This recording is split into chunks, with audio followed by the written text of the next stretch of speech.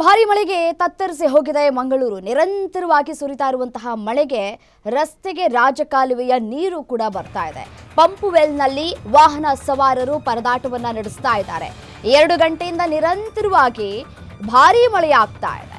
ಪಂಪುವೆಲ್ flyover ಕೆಳಭಾಗ ಸಂಪೂರ್ಣವಾಗಿ ಜಲಾವೃತವಾಗಿದೆ. ಕಳೆದ 2 ಗಂಟೆಯಿಂದ ಆಗ್ತಾ ಇರುವಂತಹ ನಿರಂತರ ಮಳೆಯಿಂದಾಗಿ ಸಾಕಷ್ಟು ಅವಾಂತರಗಳು ಕೂಡ ಸೃಷ್ಟಿಯಾಗ್ತಾ ಇದೆ.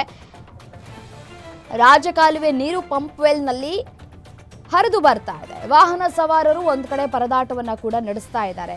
ನೋಡಿ, ದೃಶ್ಯಾವಳಿಗಳನ್ನ ಕೂಡ ಗಮನಿಸ್ತಾ ಇದ್ದೀರಿ. ಎತ್ತ ನೋಡಿದ್ರೂ ಕೂಡ ನೀರು ಕಾಣ ಸಿಗ್ತಾ ಇದೆ. 2 ರಿಂದ 4 ಅಡಿ ನೀರು, ಮಳೆಯ ನೀರು ತುಂಬಿದೆ.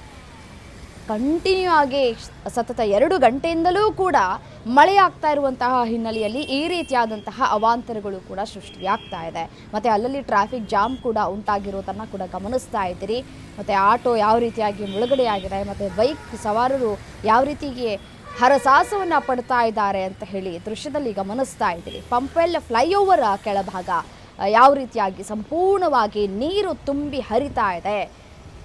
ಕೆರೆನೋ ನದಿನೋ ಅನ್ನುವಷ್ಟರ ಮಟ್ಟಿಗೆ ನೀರು ತುಂಬಿ ಹರಿತಾ ಇದೆ. ಇನ್ನು ಲಾರಿಗೆ ಅರ್ಧ ಭಾಗ ನೀರು ತುಂಬಿದೆ ಅಂತಂದರೆ, ಕೆಳಭಾಗದಲ್ಲಿ ಫ್ಲೈಓವರ್ ಕೆಳಗೆ ಅಂತಂದರೆ ಇನ್ನು ಎಷ್ಟರ ಮಟ್ಟಿಗೆ ಮಳೆಯಾಗಿರಬಹುದು ಅಂತ